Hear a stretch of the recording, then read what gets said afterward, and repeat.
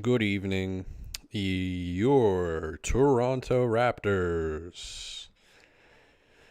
Just had to listen to the Sixers stadium announcer. It's just pretty brutal. But your Toronto Raptors lose 121 to 111. If there's ever a game that the box score didn't really tell the story, it's this game. Some garbage time stuff. They took Embiid out. Like it was more like a 20, 22 point loss.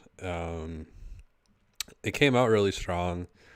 I didn't expect it to last, just personally. I wouldn't have, if I was a betting man, I wouldn't have like upped my bet or changed my bet at that point. I was just kind of waiting for the domino to fall, and then it did in the second quarter, where I think the Raptors were still up at half by like 4 points maybe, but the Sixers had um, closed the gap and did so in a pretty, uh, here in the aquarium, some big fish in this thing, so I gotta be careful. I'll check the chat in a sec. What do you guys think of the game? Uh, I guess it's was entertaining in the sense that it was the opposite of all the other games, pretty much. Like talked about last game, how they seem to always, start out really slowly and then claw their way back at the end. Well, like it was kind of the inverse of that, where they came out really strong and then the Sixers just took over. And once they did, there was one lineup in the third quarter that the Raptors put out there that did really well, but other than that, I just thought it was flat. But for me, the big story of the game was Agagawa. What is this guy doing out there the last week and a half, 2 weeks? It's been dark. Like not only is the three ball not falling, and he's doing his bullshit again, where he's like doing the side shit and it's front rimming, and it drives me crazy because it's like those are old mechanics that are coming back up again. And I think every three he shot tonight, I could be wrong, but I think every three was short front rim, and a bunch of his shots were too. And then on defense, just not engaged defensively. This has been like 4 games in a row now where his defense has really slid. Uh, even like kind of the highlight stuff on Twitter looked really bad. But then just in general, like he doesn't look nearly as locked in defensively as he has been. Um, and in the first half, like Scotty was on Tobias Harris for a bunch of those perimeter shots as well, and he didn't really make the rotations fast. But I mean, he had some crazy blocks in this game. His block on Maxi was like ridiculous. Hopefully that goes to like the front page of r/NBA, because that was pretty wild. Probably the play of the game for the Raptors side, where you don't usually see that, where the player like switches sides and the guy follows it with the block. But Scotty had kind of an off night, definitely shooting wise was a bit off. He had a really nice three right in front of Nick, which was kind of cool. It was like a sky, just kind of skied up there. It was right in front of Nick. Pascal scored the ball well, and Jakob, I think, scored all his points in the first like 4 minutes. I think he ended the game with 19 points, and I'm pretty sure he had 17 in the first quarter. And he had 29 minutes, so that was really bizarre. I guess not that bizarre. Like the Sixers came out this game horribly. Nick was pissed at the beginning of this game. I was paying a little bit closer attention to him than I guess I normally would, a coach. The Raptors starters seem to show up for Nick. I don't know if they show up for Darko, but they show up for Nick. So that was good to see, at least, I guess. Good start. And Nick kind of doing his like, kind of head back, hand hitting his knee. He was doing that a bunch. And then Embiid on like one leg just started hitting, he had one play in transition that Alvin pointed out where he beat the whole Raptors team down the floor on one leg and was like behind them as well. Like he was at the 3-point line, his own 3-point line, and they were past like at the logo, and he beat them down the floor and got a layup. I thought at that point it's just like just end the game. Just you can close up shop after that. It's pretty much over. Maxi started hitting some really tough sidestep, step back, fade away, threes, and he kind of got Jakob a few times on the perimeter. So it's a good matchup for him, obviously. But yeah, I don't know what is up with Anunoby. I don't know if he's injured, if he's playing through an injury or something. What it looks like, but it also just looks like his spirit is kind of broken. In that one game, he was just like giggling and laughing in weird situations and at weird times, and now in this game, and the last couple of games, it's been like a listless, and the jumper being short, consistently being short. I think he airballed one or two tonight as well. It just shows that the juice is not there, like either in his legs or somewhere. But yeah, he's had, I think, I want to say 4 games in a row now where it just has not been good. So there's been lots of like OG Sixers rumors about how the Sixers have all this space to give them $40 million a year, and they're this predatorial. You got a little shark behind me here, like a predator. They're like the Jaws potential candidate to move in on an like swoop in like Houston did on Fred VanVleet. Like the Sixers have kind of, I don't know if they've put themselves out there, but there's been a lot of rumors out there that they've got room to do it, and it's something that they would want to do potentially in free agency. But I mean, it's obviously they have more film than tonight's game, but if this was any kind of audition, I don't think OG wants to be anywhere near the city of brotherly love, because wow, he was uninspiring to watch tonight. If he's your favorite player to watch play basketball, I don't know if you would show anybody the tape from tonight's game. And the eye test was awful, and stats wise, he was 0 for 4 from 3.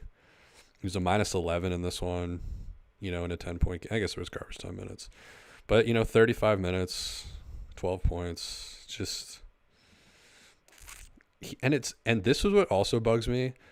Sometimes the way they do turnovers, like he only got listed with 2 turnovers. He had 3 at least, and probably 4.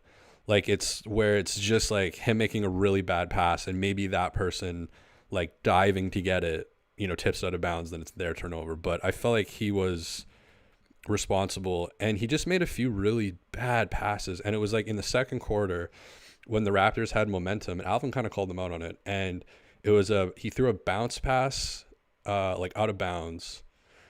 And then he threw a bounce pass to Scotty, who had Maxey right in front of him. And Scotty wasn't expecting it and then took a charge. So that's a turnover on Scotty. But why would you pass to him in that situation? There's no rush. There's no reason to do that. And then there was another pass in the half court. I think it might have been to Jakob or something. And that was also fucky. And 2 of those were in that second quarter where the game was like where the Sixers were kind of were coming back. They had momentum, but the Raptors were still playing pretty well. And he had two of those were just the Scotty one I think was in the third quarter, but all 3 of those honestly were just kind of like record scratch, awkward, like guy who rips a huge fart at a party. Like what are you what are you doing? This is like basic stuff. Why are you passing the ball to him when it's not like you were at risk of a 16-second or an 8-second backcourt violation? Like there's no reason to make that pass. There's no reason to throw the bounce pass out of bounds. There's no reason to throw the shitty pass to Yak or whatever. Like his handle looks like it hasn't improved at all. And if the threes aren't going in, the passing's not really like he doesn't have a. So I mean, obviously there's a lot more tape and evidence from tonight's game. But yeah, if you're the Sixers, if you're a casual Sixers fan, I don't know if that exists, but if you're like a semi-casual Sixers fan and you've heard all these rumors about them giving out $40 million to OG, you're probably going to get the Tobias Harris PTSD if you watched just tonight's game, because not only are the stats bad, but it just looked bad. Like he just wasn't engaged. I thought Dennis played really good defense on Maxey in the first half, and I thought Jakob played good defense against Embiid in the first half. Embiid just didn't really seem that interested in the game in the first quarter. Like, Jakob played good defense, but Embiid was just like I know he takes tough shots, but he was just like not really even. He was just taking kind of like lazier shots and not even doing like basic, step backs or side steps or anything, just kind of throwing it up. And I think he had like 4 points in the first quarter and a half there, and Maxey wasn't doing a ton either in the first half. And I think defense was part of that, but also the Sixers just in general just came out super flat. They looked horrible. And once their transition defense got better, because it was horrible. I mean, Pascal was killing them in transition, and Scotty. But once that got better, like once they kind of woke up with transition defense, that kind of took away a lot of the Raptors' momentum and offense, and then became more of a half-court grind. And I mean, if Nick knows anything about the Toronto Raptors, you can beat them in the half court. You can beat them if they're going to shoot threes, because not mine, but your Toronto Raptors went. You ready for this? Does this sound about right? 9 for 33 from three. And Gary made 5 of 9. He played well. Played really well. I know he hasn't quite, quote unquote, earned the start or whatever.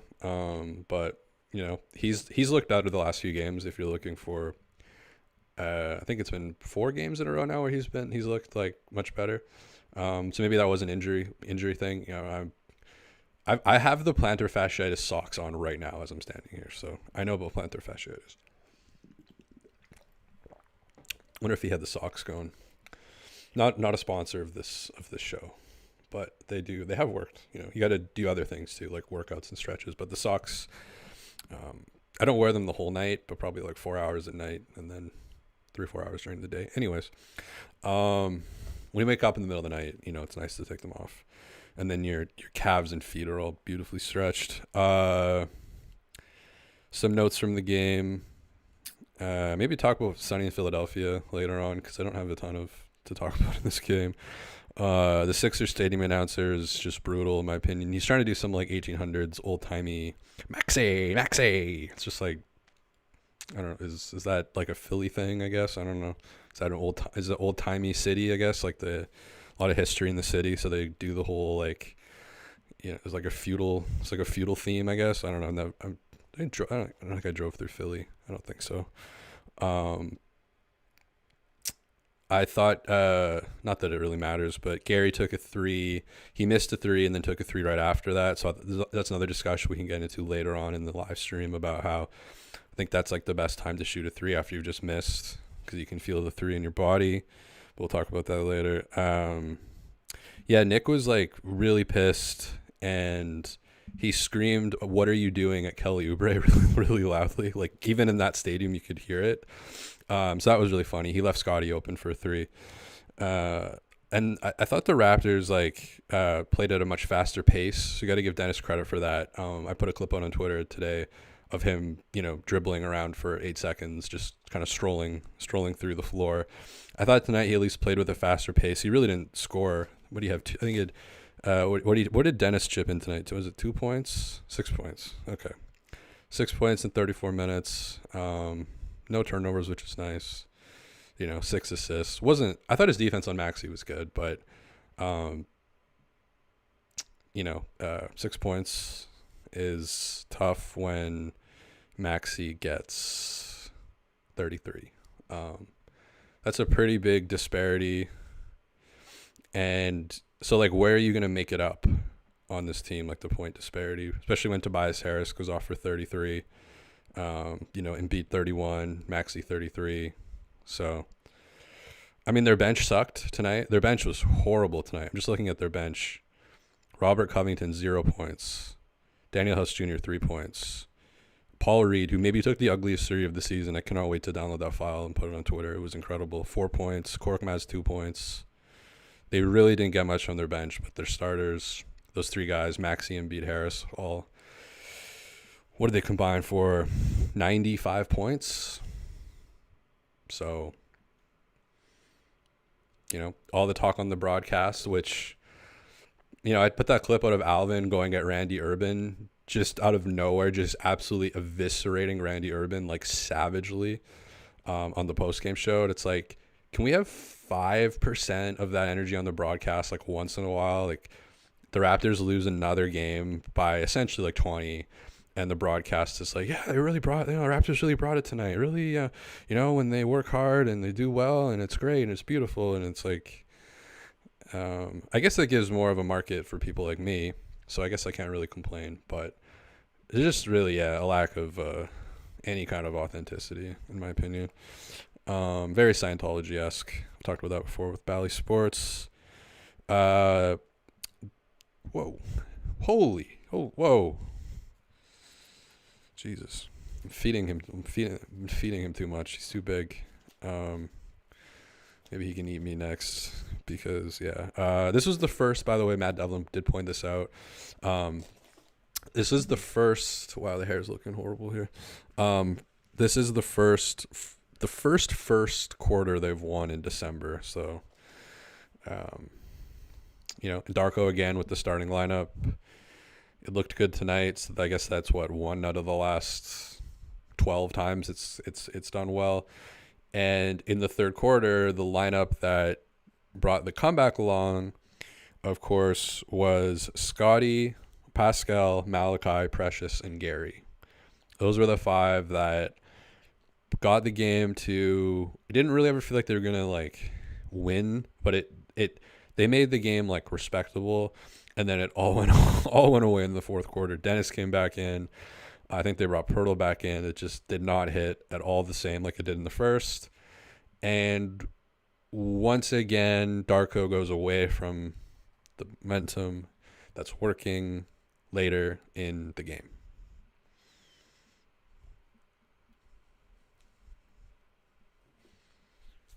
I don't know, man. It's how many times do we see this? Like, yeah. I mean, I know you can't ride him 42 minutes a night, obviously, but I mean, no one on the team cracked 36 minutes, so it's bizarre, I gotta say. I'm not an NBA basketball coach, but if I've been kind of out of this game for about 2 quarters, like first quarter we were in it, but obviously if we've been kind of out of the dance for the last 25 minutes, fucking bullshit here, and now damn, it's coming out on both sides, and now you have this opportunity where you're actually going on a run and it's a positive and the momentum is shifting in your direction. You go away from that to start the fourth quarter, and then you start playing with your lineups again when you have one that's doing well. And again, no one cleared 36 minutes in this game. So I don't know. It's and it's like, yeah, the starters played well in this game in the first quarter, but again, like that doesn't necessarily mean it's going to be the same coming into the fourth. Like it's usually, teams can make adjustments. Nick's really good at adjusting. I need to watch the game over a second time to see the kind of more intricacies of that, but it's the same. The game was inverted in terms of like they came out after the first quarter they were ahead, and then it slipped away after, but the process is largely the same, where like at a certain point you have to like, they have this is debate in baseball all the time. Barrios. Sorry, I didn't mean to say Barrios. That was tough. But Barrios, like the Blue Jays, they took him out. He was rolling. Why did you take out the Scotty, Pascal, Malachi, Precious, Gary lineup? Like, why? Why would you take that out of the game? Are they exhausted? It didn't look like it. It didn't look like they were, keeled over and grabbing their shorts or anything. There's a bit of a Mike Budenholzer vibe to it. He would keep all his players kind of under 35 minutes a game. Giannis used to play like 29 minutes sometimes, even in close games. And sometimes it kind of has that feel of, it's like pre-packaged. It's like a TV. It's like a pre-packaged TV dinner, and one of the things in there is rotting. So you gotta, figure something else out. But he doesn't. He doesn't do that in tonight's game. And another game where the Raptors go 9 for 33 from three.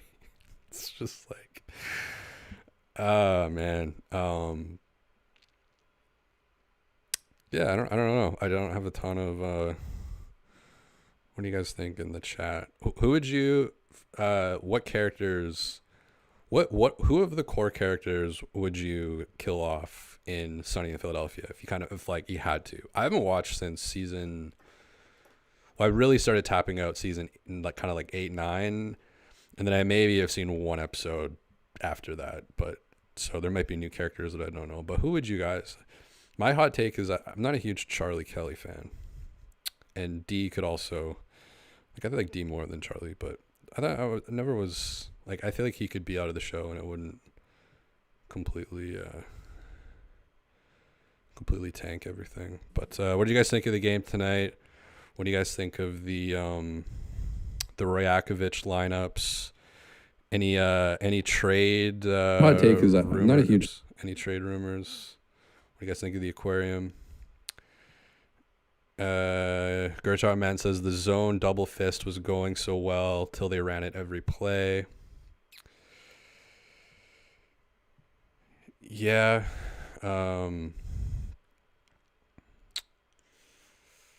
That's the thing. It's like if they make an adjustment, actually,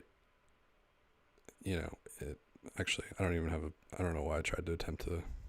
You're smarter than me. I don't even notice these things. If Embiid comes out when he should have as a wise business decision, might lead one to believe. Instead, it was very personal for Philly losers, says Nameless. So I guess I don't have like the Philly beef that Toronto people have. I'm from Vancouver, so Philly to me is some far off, not even real place. Like, it doesn't even exist to me. So I don't have like a Philadelphia, beef or whatever with the city. Otto didn't do much in the end, says Skirshot Man. Yeah, I didn't really. Sorry for butchering the name, by the way. Can't really see through these glasses. Yeah, he was like very underwhelming. I think he had a couple threes, but he also averages like, one of my favorite stats is I think he has 1 assist this season. Like, I'm not even kidding, in like 140 minutes. So he really does have like one job, and I think it is a combination of them not getting him the ball enough, but also he's not really getting open enough. I don't think, like, he's not moving enough, just from my off the top of my head. But yeah, I mean, he continues to be kind of a very underwhelming. I'm gonna say piece. Is he? He's a vet. They got.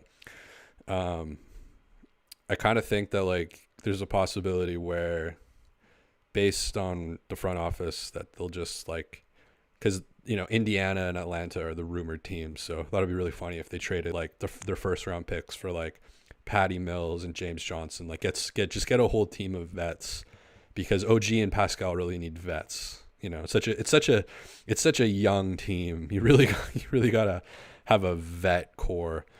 By the way, so like I saw on Twitter that people are saying that they don't watch Open Gym anymore because, it's whatever, it's fallen off, or the team has fallen off. I wouldn't, if you are in that camp, I would encourage you to check out the Vets episode. It's the newest one. It's very funny, especially like the context of where things are at. It is like, it's not their fault, obviously, but it's just like, it feels, something about it feels very like this came from human resources. Like we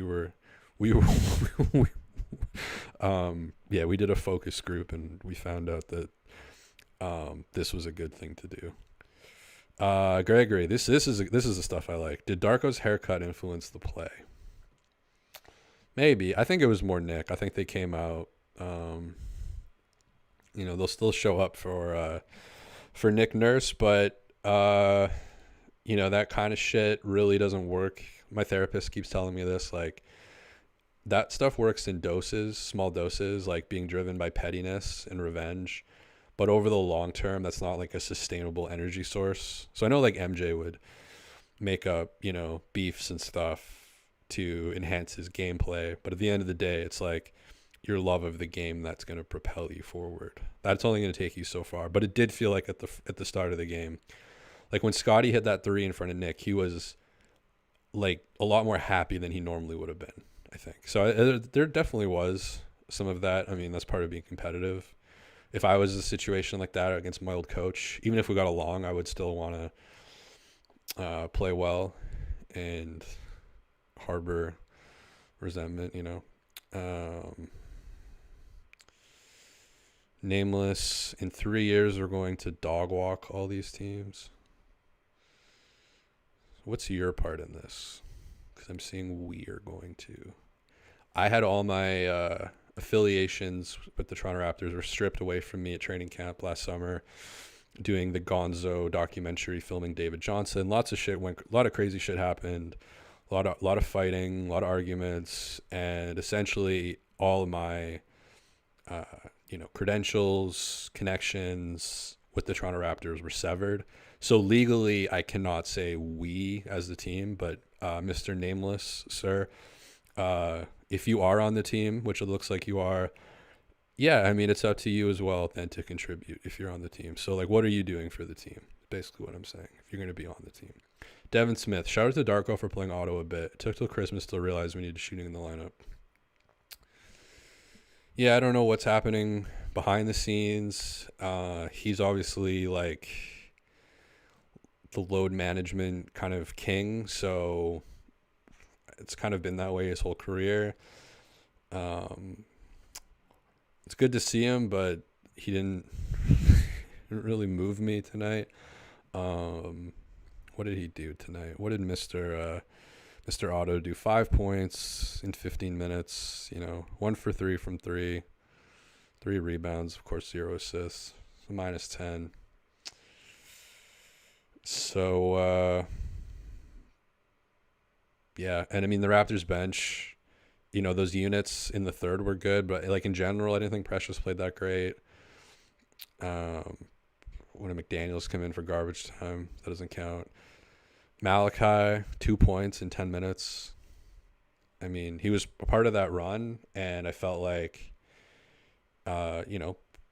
played his role, I guess, which is like 10th guy kind of on a middling team, I guess, Once again, I think I should be getting his minutes, It's all this talk about Malachi putting on 7 pounds. I've put on 28. So, I got a couple inches on Marquise Noel. I got a 5'10" wingspan. Get me out there on the court. I'll get some shots up. I guess he continues to be the big success story. We've gotten him from 12th on the bench of a mid team to 10th on the bench of a mid team. And the Raptors are a bad team, by the way. So that's 8. He kind of 8th on the bench for a bad team. 7th or 8th on the bench for a bad team. 10 for a mid team. Good team. Like if he's on, I don't know, Milwaukee or something, or the Sixers even. Is Nick? I'm sure Nick would love that. I'm sure Nick would be thrilled to get Malachi in as his 11th guy or whatever. But I mean, yeah, he's a quote unquote functional NBA player. That's what I've been told from a lot of people this year. But it's like he's in these lineups, but he's not, contributing on the scoring end. But I also feel like he's not really like taking a ton away, and he's often playing with Scotty, so it does make sense that the ball isn't in his hands as much, so his stats aren't really going to be there. But at the same time, like, I'm sorry, but no team is like, even when TJ McConnell comes in, you kind of have to be like, okay, like we gotta be on the glass. We gotta watch for he's a really good passer. We gotta watch for the drives, and he's gonna kick it out to open guys. With Malachi, it's like he's what is he shooting the three at? It was at 38. It's down to I think 32 now. Might even be lower now. So say 30, 32%, 33% from three. He's not, big enough in in any direction. Shouts to the 7 pounds. Come work out with me. Live not far away, but he's not anywhere near big enough to like do anything through contact really. His finishes around the rim that are pretty are when he's able to like maneuver and switch sides or kind of bring the ball up from his hip and kind of go like that and avoid the shot blocker. But it's always avoidance, it's kind of those cool bendy kind of, but he's not seeking contact on drives. He's not going into guys on drives. And when your point guard is shooting 33, or I guess he's in these lineups, I don't know if he really is a point guard, but when you're, theoretical point guard, and a lot of this is just how Darko's playing these lineups where it's like, we can get into that too, but when you're shooting 33% from three and then you're not a threat at the rim, it's really tough to be neither of those things. And mid-range, like, I'm trying to think, what are Malachi's mid-range moves? Does he have a floater, a runner game? Not really. Does he have a step back, sidestep, fadeaway game? Not really. Like, he's not hitting Gary type shots.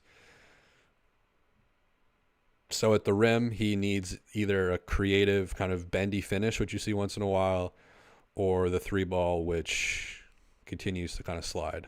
I think did he hit one tonight? I think he may have hit one tonight. Malachi Flynn, 0 for 2 from 3. Did not hit one tonight. I think the percentage might be down to 32, 31 now, which is like, that's a decent chunk below league average. So, and that is still, I mean, outside of Scotty, obviously, like in terms of like, that's your best like development story, basically. I mean, it's comical, and it's, that's front office. That's 100% front office's fault. Darko's not going to develop somebody in 2 weeks. If he had been here for 5 years, then it'd be a different conversation. But he's been here for 2 weeks. That part of it is not Darko's fault at all in any way.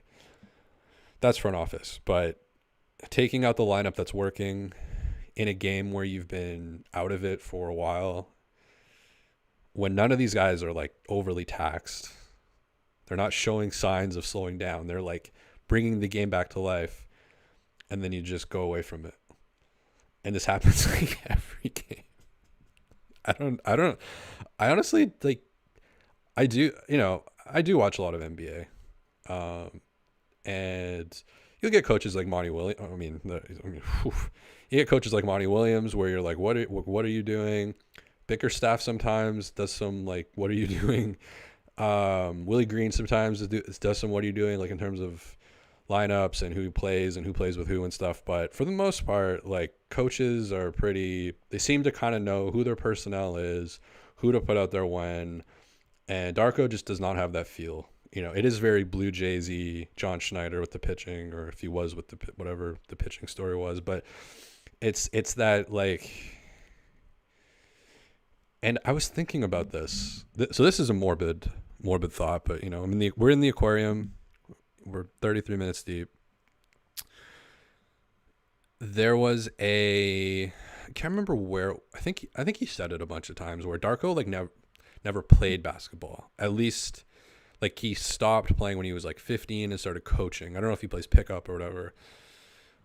But a lot of people, like Nick played at Northern Iowa. He shot 49% from three. Like, I'm not saying you have to be an ex-NBA player. A lot of coaches are, or a decent amount are.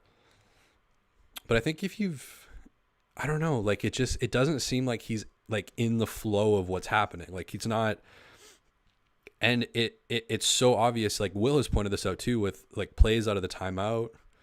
They'll often start the games with like a perfectly organized play, maybe 2 plays, but then it kind of goes off the rails. But in terms of the lineups, it seems like he's not like in the game with everybody else. And it's kind of like, oh, well, we have, this written down of like, these guys should come in now. And, you know, putting Jakob and Dennis back in isn't a tragic, horrible move. I mean, they were doing good at the start, but if you look at the totality of the season, how reliable has that been? And it just hasn't. I mean, again, of the Raptors' top 8, net positive lineups, well, they've only had 8 net positive lineups. The combination of Dennis and Jakob is in 2 of them out of the 8, and they play quite a bit. Not Jakob as much lately, but what did he got brought back in tonight? What did he play? Yeah, he had the full meal, kind of 29 minutes tonight.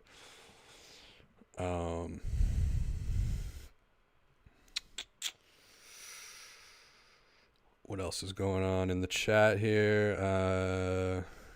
Shout out to Tarko for playing auto. Okay.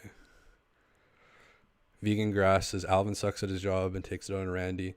By the way, was there any other awkward Raptors Tonight episodes? Because like I've tuned in a couple times and I haven't noticed it's super awkward. But that one that you guys actually, someone in the chat brought it up, and so I went back and watched it, and now I'm working on it as a Raptor Moments episode because it's so funny with him and Randy. Like it's like doing a breakdown of that. I've written the script out. There's like 4, I guess there's 5. There's one I didn't even include, but there's like 5 little mini beefs during the interview. It's pretty wild. I kind of like thinking about the psychology of the people, like what they're kind of thinking, because I didn't really feel like anybody was going to bat for Randy. Like it was kind of like he was kind of swimming on his own there, and he just like kept trying to make like a riffy type of joke. Like he kind of felt like he was trying to do some like Tony Soprano like at the club type of thing, and it just like the first one didn't hit, the second one didn't hit, the third one didn't hit, the fourth one didn't hit, and then the 5th one was Alvin saying keep my name out your mouth and not shaking his hand, like like being very serious about it.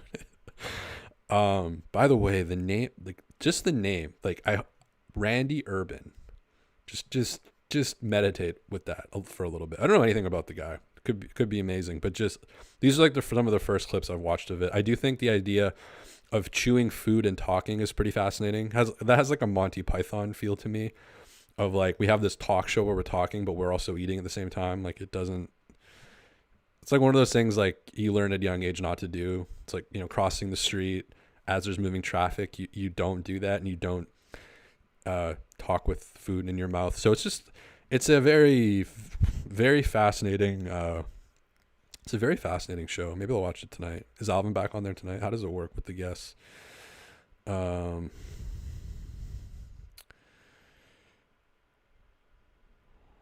is the Alvin Randy Urban video dropping? So I've got, good question. I've got an Adam Silver one that I think is done, about Adam Silver's underwear and Henry Kissinger. Kind of naturally married those two things together. But it's one of those things where like that one I probably could really go ham on, because that's why I think I haven't released it yet, because every interview Adam Silver does is like with the same background. He went on the Raptor show with Blake and Alex and talked about his underwear. And obviously I cut it in a way that makes it look way more like, yeah. Blake is not going to like that video. Will love it and will know all the sound effects and everything, but Blake will not enjoy that video. I can tell you that.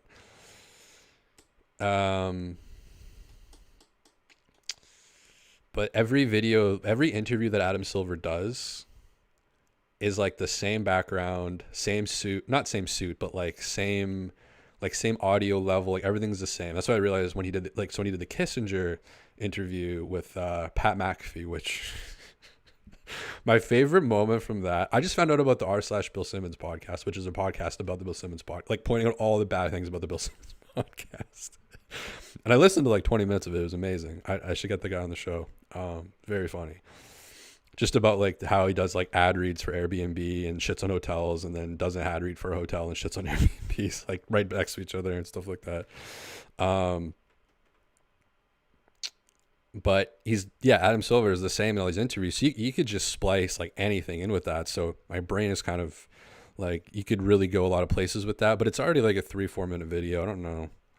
But then the Randy Urban Alvin one, I was kind of thinking like how to title that, because on Twitter I just put out like Alvin wanted absolutely no part of this, but I don't know if that really works for a YouTube title.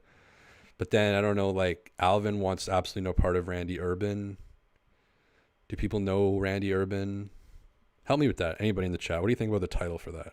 The thumbnail is already like, the thumbnail's easy. Keep my name out your mouth.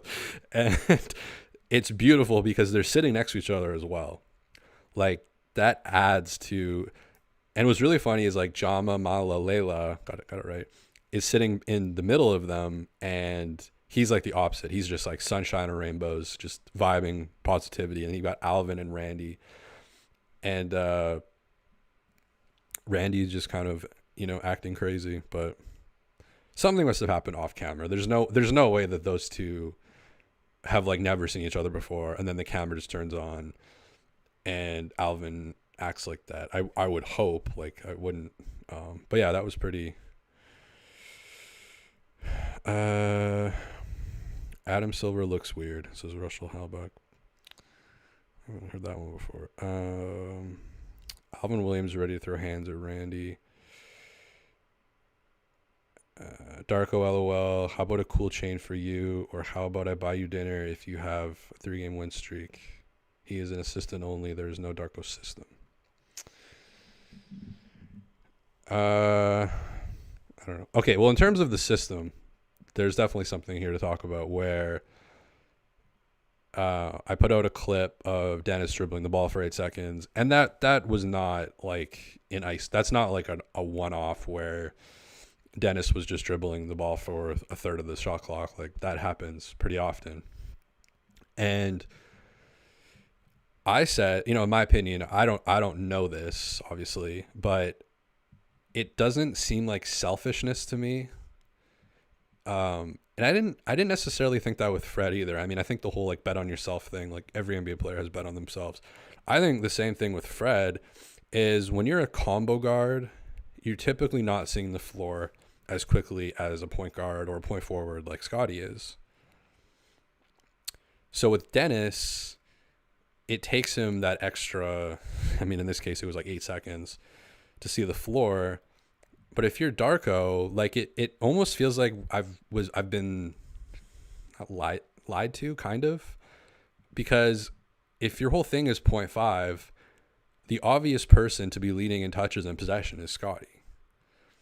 And maybe you could make the argument that Dennis is leading in those categories because he's holding onto the ball for so long, but that cuts against that. At a certain point, if you're the coach and you believe in your system, at a certain point you have to like find a way to kind of cut that off and rebalance things. And yeah, it's just obvious that like Scotty is the 0.5 player, that like Scotty is what the Darko system was, but we've seen more of the ball in Dennis's hands. And like last year, talking about last year very briefly, but like Scotty did not make the jump last year. And people speculate on like why, or the system or whatever. I know Scotty gets up every morning and reads Doug Smith, and that's like the most important thing. Yield mailbag, where literally the last one I read, the first question was, "Hey Doug, I'm 98 years old." I'm not joking. "Hey Doug, I'm 98 years old. What is a pick and roll, and why do these players make so much money?"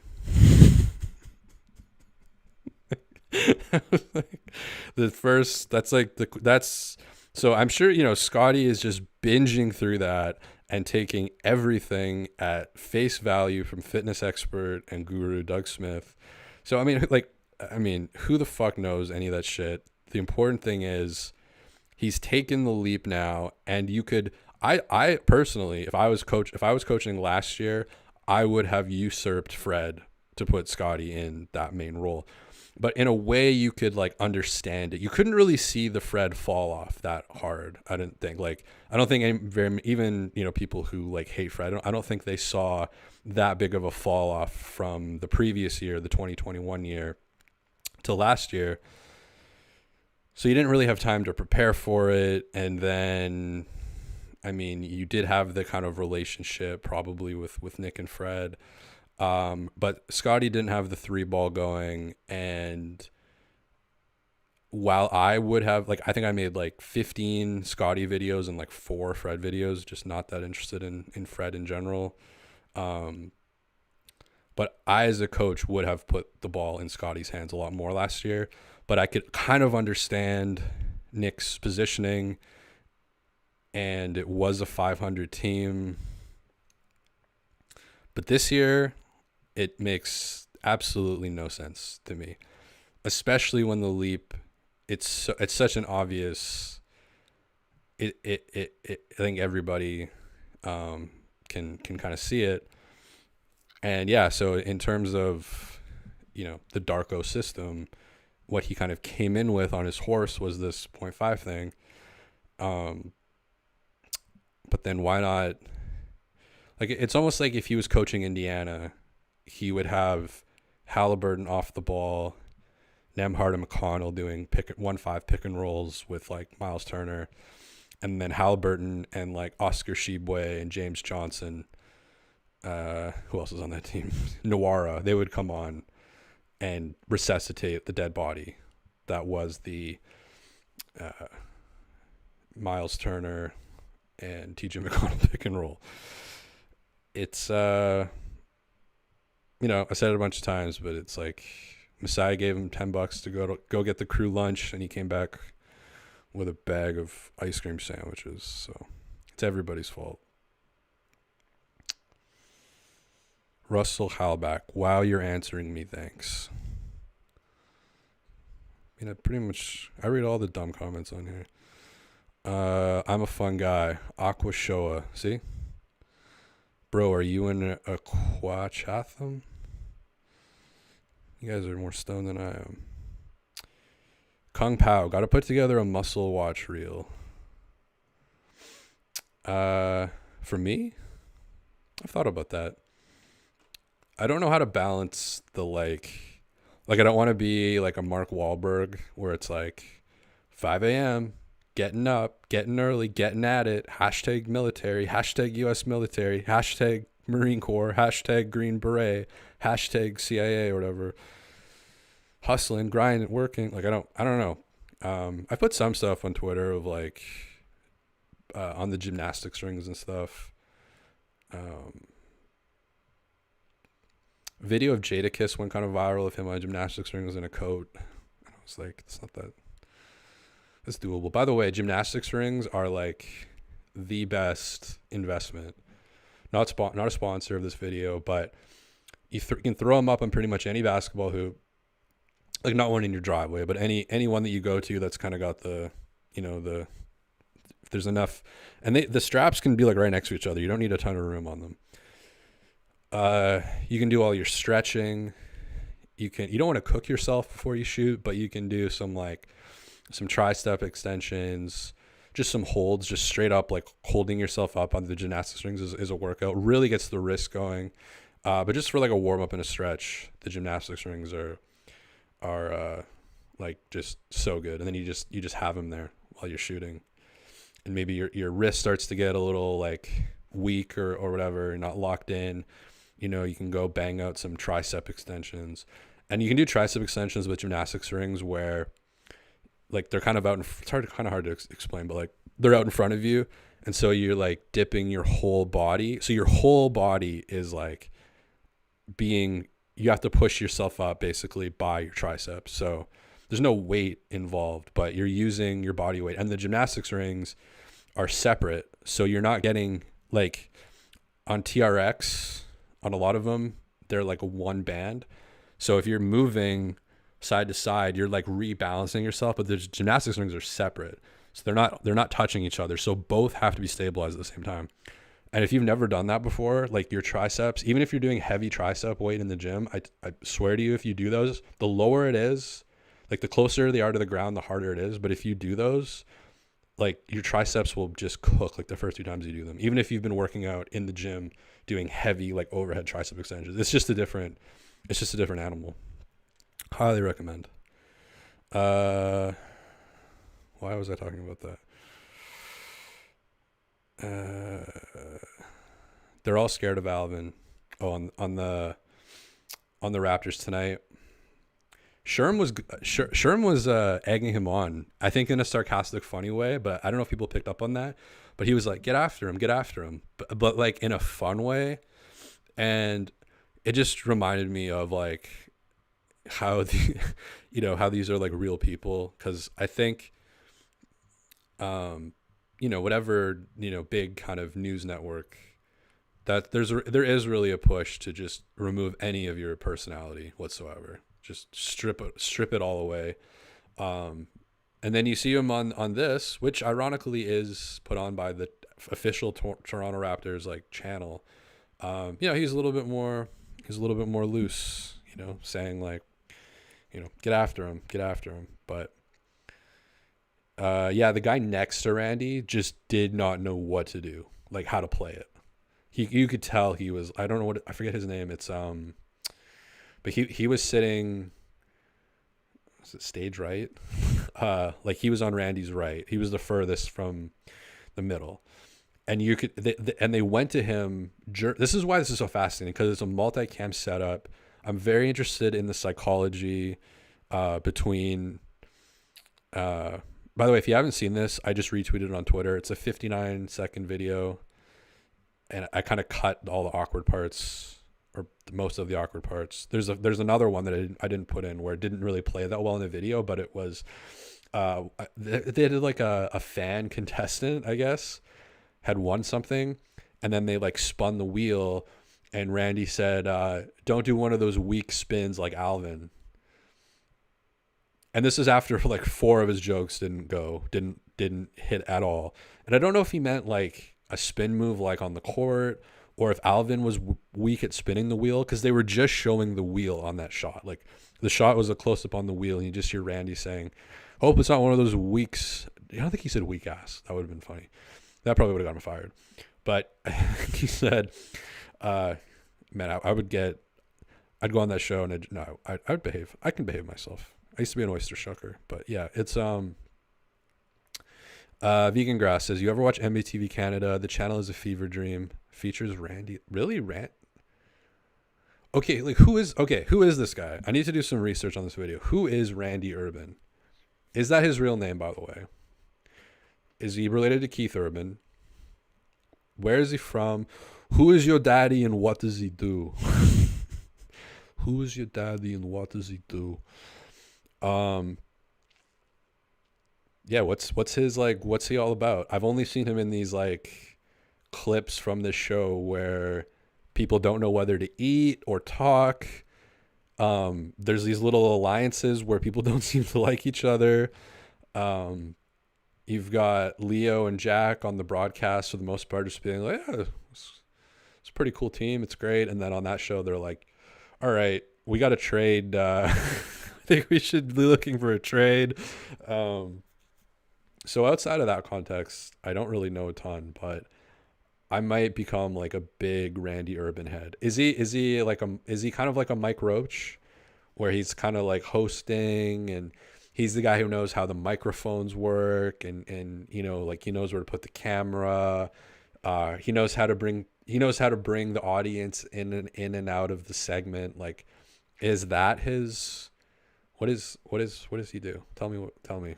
I sometimes for videos, it's like I don't actually want to do a bunch of research on it, because then it just becomes like a fact. I'd rather just kind of almost make it up as how I see it. So I'm not just going to dump like, "Oh yeah, he was born in whatever in this town," but like maybe I need a little bit more than what I have right now, is what I'm saying. Fascinating though. That went off on Twitter. I didn't think it would I didn't think that would go off like that. I think my next thing, so the Raptors show is off now, I think until January or something. So this could be a good time to try to poach Will into doing another podcast. And I think I just want to do it, the entire thing about Lord of the Rings. Like, don't even talk about the Raptors. I'm giving you the behind the baseball type look here. I've already written down some segment notes, potential segments, like drafting Lord of the Rings characters like as basketball players, like with their like magic and tools and stuff. Thought that's interesting. I guess the only Raptors talk would be like comparing Raptor players to Lord of the Ring characters. I'm getting really into the lore, like beyond the movies and the books and stuff. Like, I guess not beyond the books, but because there's like other books here, like the Silmarillion and all that shit. But like, just getting more into like the first and second ages, like before when the movie took place. There's this whole other, like the movie is just this time, kind of like a time shot of a massive conflict. But there's, in his world, thousands of years kind of leading up to it. So that could be a cool pod, you know, just kind of nerd out on the Smeagol and Deagle stuff. Haven't done an episode in like 8 months or something.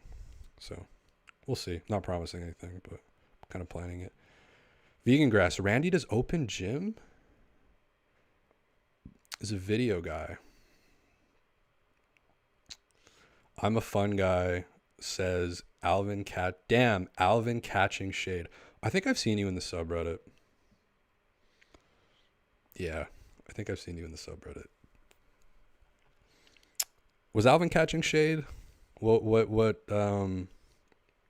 fill me in on that. I don't really know. Sometimes I don't know if the Shy Starboy, the Silmarillion, I don't know how to say it, is such a hard read. I need that Andy Serkis audiobook to get through it.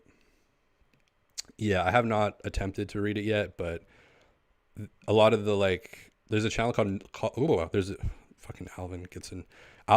Sometimes after the Alvin games, my brain is metaphors and words get scrambled, but it's a really good channel called Nerd of the Rings, where he goes in on, like, here's a 47-minute video on, like, everywhere Sauron went in the first age. So just watching all that shit, and he's always like, yeah, in the Silmarillion, and I'm like, oh, Silmarillion, okay.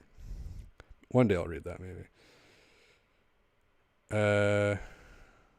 Randy used to be in the comments on, okay, Vegan Grass, you've got some good sources on this. Randy used to be in the comments on Raptors Tonight episodes. He has a YouTube channel and a Vimeo.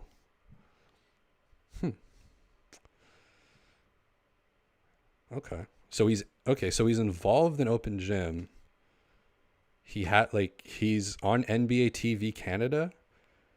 And I thought he was just like I thought he was a lot more random than that. So that kind of makes it even more, I don't know what the word is, interesting, spicy, that Alvin kind of went at him like that. If he's like, I honestly had no idea that he was like, a kind of in the inner circle like that. So that's, that kind of adds another layer to it. Nameless says you need a whole new channel to drop videos on the Raptors late night show. It's the most uncomfortable channel I've ever visited. So that, for me, that's why I like it. I always like, I guess I'm weird like that, but I kind of enjoy, you know, I'm in an aquarium. I enjoy just like kind of that palpable attention, especially in like a sports environment, because it's so, like, sports is so unserious. Like if it's something heavy and people are really going at it and it's like an important issue in the world or whatever, then it's like not that funny or amusing. But when it's a fucking like ball bouncing, like a child's game, and people get that upset and into it, that to me is like super funny. And yeah, it is uncomfortable. That's why like watching it, I don't know, I feel like I watched the episode where Jack was talking about trades. That one felt pretty vibey. That one was like Jack, Leo, Randy, and Akil Alexander, I think. And they were all like, I don't think there was any like awkwardness on that tip. But the Alvin Randy one was like, I mean, like cinema. Um, but I guess while I have you here, are there any other episodes in particular that I should check out that are really awkward and weird that could be potential content? Because that was really fun to make that. Randy interviewed Birdman back in the day, says Vegan Grass. Okay. I guess I can look that up, but okay. That's maybe he gave Randy Urban the name. It's like in Curb with Crazy Eyes Killa. He's just like, you're Randy Urban. You know, his name was like Randy Smith or something. Randy Johnson. No, yeah, Randy Johnson. There you go. He fucking murdered pigeons on the weekend. And then he met Birdman, who was like, hey, I just finished this Stuntin' Like My Daddy rock remix with Lil Wayne. What's he been up to lately? I kind of tapped out of newer rap around 2009 and just went completely like 90s Memphis and trip hop and stuff. So I don't know. I don't really know anybody. I thought Cardi B and Playboy Cardi were the same person. So that's okay. Vegan Grass 2022-23 Raptors Tonight playlist on Raptors YouTube to find some Alvin gems. So is it more than one episode? Like, was that not a one-off? Like, is this a series? Are we talking like this is like a 7-game series of multiple appearances with adjustments and everything? Is the food another question, because I think I've only watched like 2 or 3. I watched that full episode. I think this entire thing is just going to be about Raptors Tonight now, because I mean, you guys want to talk more Sixers? Tyrese Maxey, wow, great sidestep 3. But no, yeah. So Alvin, because the other thing that made that video, in my opinion, like so funny, is he's just like the complete opposite on the broadcast. Like I feel like he goes out of his way to kind of dig Matt's kind of cheesiness and kind of cornball attitude. And I feel like there is some riffing and like self-deprecating humor, kind of like it kind of feels like there's a little bit of, maybe not a lot, like with Leo, which by the way, Matt didn't do that well. Like Leo, do you guys remember that dynamic where Leo would kind of like, or no, Leo didn't do well with it. What am I talking about? Leo would make it like a fat joke or something when Matt would just be like, oh yeah, your suit's like whatever. And Leo would be like, yeah, well, you can't really fit into yours. Like, it was a bit like, okay. But I feel like they vibed a little bit more than Alvin and Matt.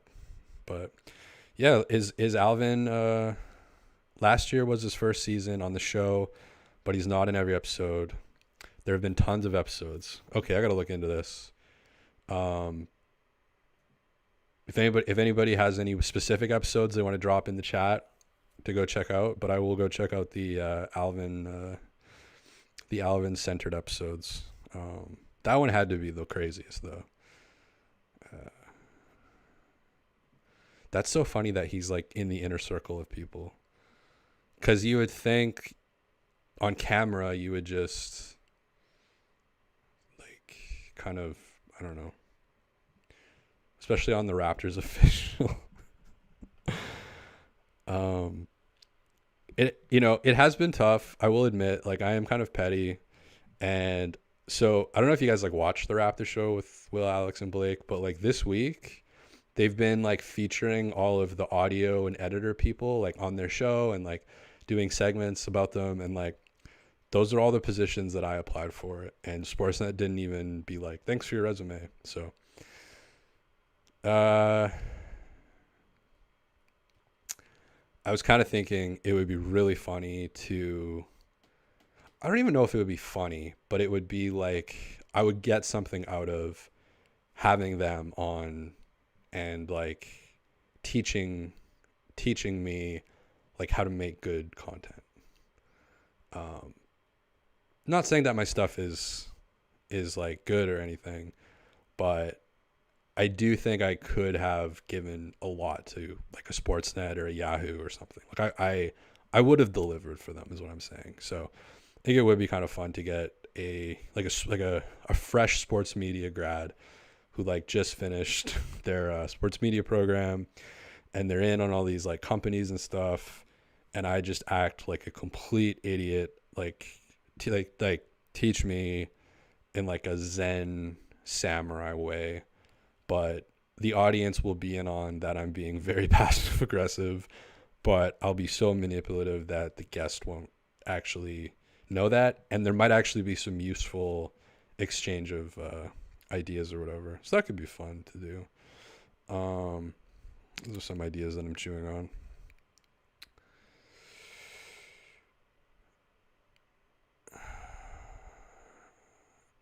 CH says self-defecating humor. Is that what I said? Is that when you shat your pants? Make fun of it. Hey, are you the Bogota guy? What's Bogota up to these days? The scariest thing that ever happened to me, I think, was in Bogota. Sometimes I street view the neighborhood. You guys can do it. It's called Santa Fe. It's very famous in Bogota. I had no idea it existed or what it was or anything, but I was looking at street art and graffiti and whatever, like in La Candelaria, which is this area downtown. And it's like the historic area, but it's close to, like, the city is kind of split in half, like north, south. And the north is typically like, you'll probably be okay. And then if you're not from there, like, you just don't go to the south unless you are staying with someone you know, and it's like, it's just like, you just don't, there's no reason for you to go there, basically. So I was trying to learn Spanish, and one of the best ways of learning Spanish is just talking to everybody. Like, anybody who spoke Spanish I would talk to as practice, and the best is like a cab driver or Uber driver.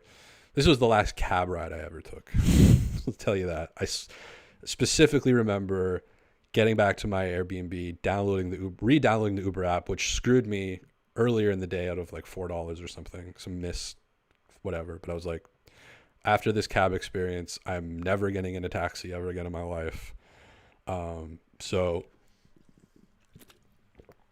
this taxi picks me up in La Candelaria. It's probably like 4 p.m., 5 p.m. It's still light out. And we're talking, and I'm like really broken Spanish. And he asked me, do I like girls? It's like, te gusta mujeres or something. And I just would like see, like, in conversation, and I didn't really like think much of it. And then he said some stuff that I like didn't really understand. I was just kind of like nodding, whatever. And then, so we like turn onto the highway. Worst traffic in South America, I believe, is Bogota. Insane. Like, we're like this way, and we're like in a T-shaped, and there's just cars, 8 lanes of traffic honking. And then he exits off of the highway, and he like turns down this street in this area called Santa Fe. And it is like, it's hard to even describe. Like, imagine the most like rundown, sketchy looking area in North America, and then like times it by like 10, and there's just like hundreds of prostitutes walking around like half naked with like sketchy looking guys with them or next to them or whatever. And it's just like this like open air brothel essentially. And the crazy thing is, like, if you look at the map, it's like right off the highway. So there was like no adjusting. It was like, we go off the highway, make like one turn. I thought it was like a shortcut or something. I had completely forgotten about our conversation. And he's like, yo, here are the girls. And I was just like, okay, like, not, this was not, and he like was like, he knew them, and he was like yelling at them and like calling their names, and he knew the prices. And I was just like, necesito Airbnb, voy a, vamos a Airbnb, ahora, please, can we go back to the Airbnb immediately? But to get back, we had to like drive, like we had to do, he didn't just go back to the highway. He kind of had to do like a loop to get back, and just going through like 4 or 5 city blocks of it. Like, I definitely thought I was going to kind of die at one point. Um, but I couldn't, like, at night. There's a video. I don't know why I've done this, but like I've gone on YouTube and looked at it at night, and it's just like it's worse than any video game or like horror movie I've ever seen. But yeah, we got out of there fucking quickly. It was just nuts, like insane. Why am I telling that story? Just because the guys from Bogota, just because one of the guys went to Bogota in the chat. I somehow remember that from like a month ago. Vegan Grass. TSN should hire Blake for their own Raptors show, and then we could have Mr. Moments Mondays on Will's show. What do you guys think of the Blake fit? There was a big discussion. See, I think in a way I'm kind of doing the Bill Simmons podcast in a way about the broadcast and the Raptors show. I feel like I've just started to do that naturally. I think it's partially because the Raptors have been not super interesting to talk about. Once you go through the game notes, the Tyrese Maxey stuff and the OG stuff, like, you turn to the broadcast and the other kind of shiny objects. And yeah, there was a big kind of post about Will and Darko and how it was like the number one upvoted thing in the Toronto Raptors subreddit a couple days ago. It was like, and hundreds and hundreds of comments of being like, yeah, Will sucks. I hate that guy. Really falling off. But I'm glad Blake's there because he has this spreadsheet.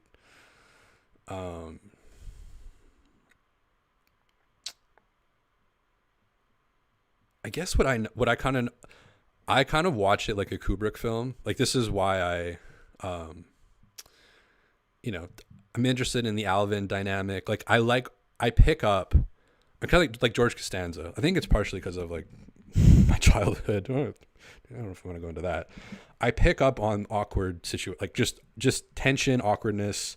Like I can see it. I can walk into a room of people, and it used to be a survival mechanism for me as a kid. Maybe we'll go down the therapy road one day, but I can just sense that, like, there's those few moments. Does anybody else watch it like a cycle like this? But I feel like there are those moments when, like, the camera, like, the show kind of stops and there's the 3 seconds before they go to commercial, and the energy doesn't feel the same like it did last year. Like, there was just more kind of emphatic laughter and like eye contact. And I mean, I posted the video of Gary Trent Sr., who had a great segment, by the way, today with Will and Alex. Yeah. And I just, like, cutting that video of Gary Trent Sr. from last year. They were in a different studio, so that could be in as well, but it doesn't feel like there's as much, and they talked about that on the Banter Pod a little bit, where it's like, last year we were just talking about our personal lives in public, and now, not as much. Like, they said that right at the beginning of the last Banter Pod. And that Banter Pod that they did recently, as someone like myself who goes 8 months between podcasts, I know what this is like. They had gone 75 days without a Banter Pod podcast. And if you Google Will Lou Raptors show Spotify, the top ranked episode is the off-season Banter Pod, where I believe they discussed Smeagol, Deagle, the Gaffer, Gary Oak. So I've always been more, I think their banter ability and connection is very unique. And I don't think it's your normal Sportsnet show, but I think Sportsnet has kind of treated it as if it's a normal Sportsnet show. I still listen. They took it off YouTube. I guess it's back now. It used to be live, and then they took it off, and then they put it back. But it used to be live, and now I think it's like after. So sometimes I listen to it, sometimes I watch it on the TV, but I liked it when it was just on YouTube. I thought that was really silly of Sportsnet to take them off YouTube like that. Algorithm likes consistency, so. But yeah.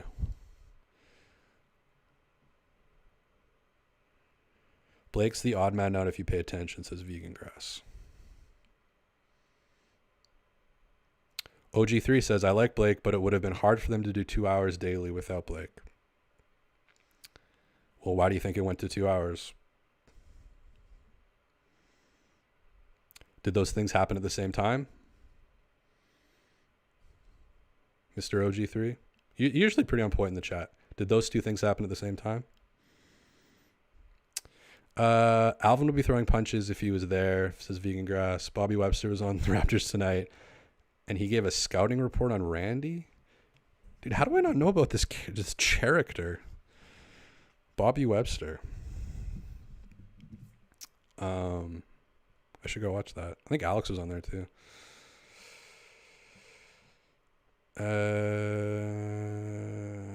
Anything else I want to chew on? No pun intended.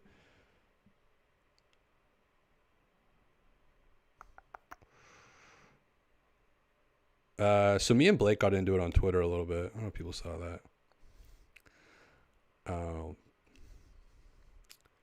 It's one of those things that I thought of the perfect comeback like 2 weeks later. You know, like Jerk Store. But he said, like, you know, I called you a redacted on the show because he almost called me something on the show and he stopped himself, and I'm very curious as to what he was thinking of saying and then stopped himself. And then on Twitter he said, I called you, you know, blank on the show because you don't know me at all.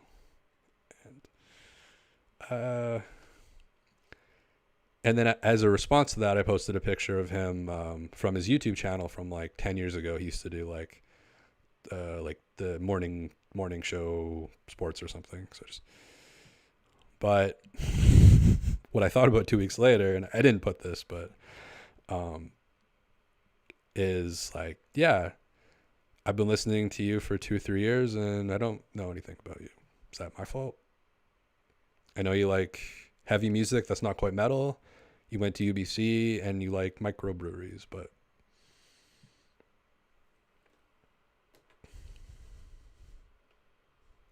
that's kind of all I know.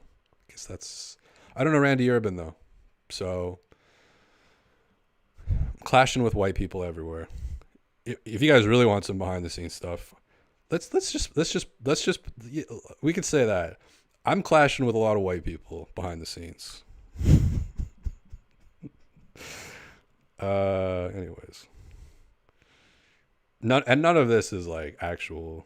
It's whatever. And if it is, I honestly, again, I come from the stock market media world where I learned very quickly that you can either make good content or you can make friends.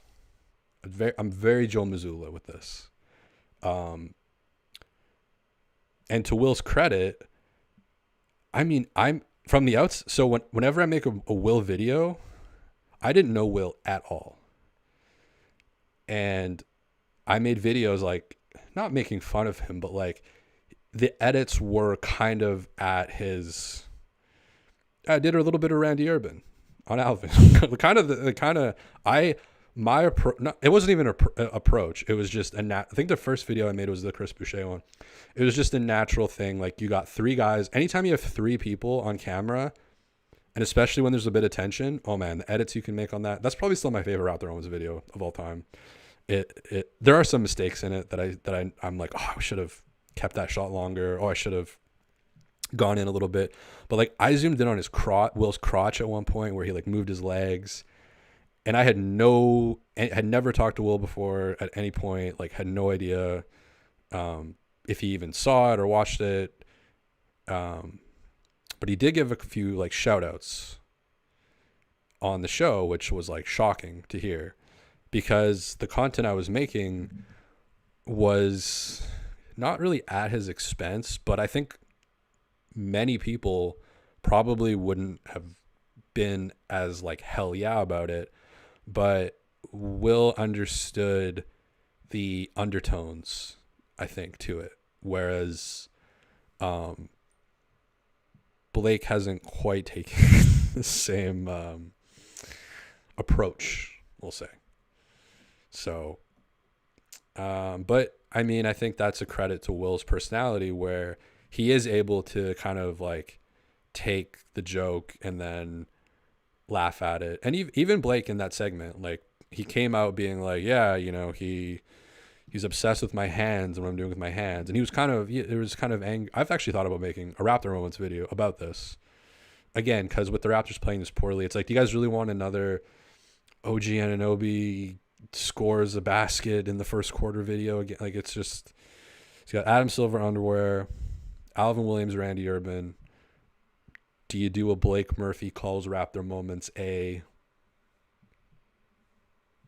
And that's not even clickbait. It literally just, it's just like, it's like when CNN or Fox News or whatever, they want to like drop the person that they're talking about. Or when Nick Mullen goes on Fox News and makes a John McCain joke and they just go, like, it was like that, like a 7-second delay type of thing. Which, by the way, getting banned from Fox News for making a John McCain joke is so funny. Free speech, whatever. And it was about his inability to lift his arm over his head. It wasn't even like that. But anyways, I digress. Shouts to the McCain family. Shouts to Meghan McCain. She wrote this book with like Michael Ian Black where they go on a road trip through the U.S. as like this spoiled rich cunt, and she just has all these observations about how America could be better, which is being less like European countries and more like southern states. But gay people should live. That's her unique value proposition, is that gay people should be able to live. Other than that, she's a McCain, you know. But why am I talking about Meghan McCain?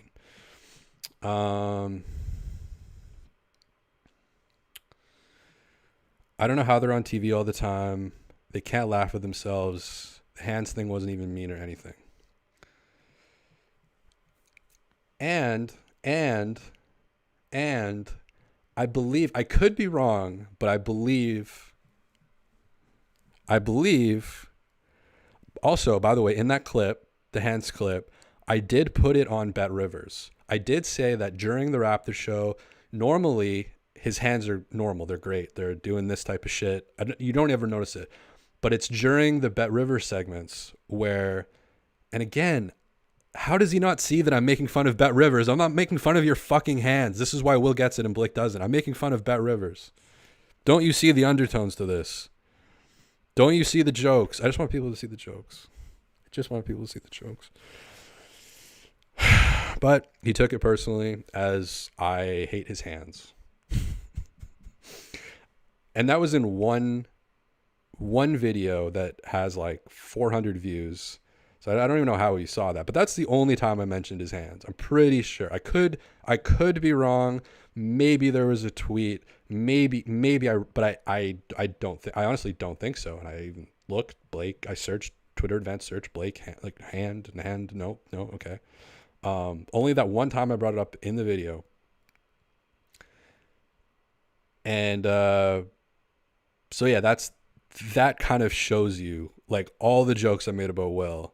And he was like, "Oh, this is great. Like, I can see that you're kind of like using me to make fun of a bigger problem or not problem, but like things that are kind of beyond me. I just kind of happen to be here and making the content. But I get where you're coming from, and I probably agree with Blake on a lot of stuff too. But white people not loving Raptor Moments, you know." Maybe I'm like a threat. I'm white and I'm dangerous, you know.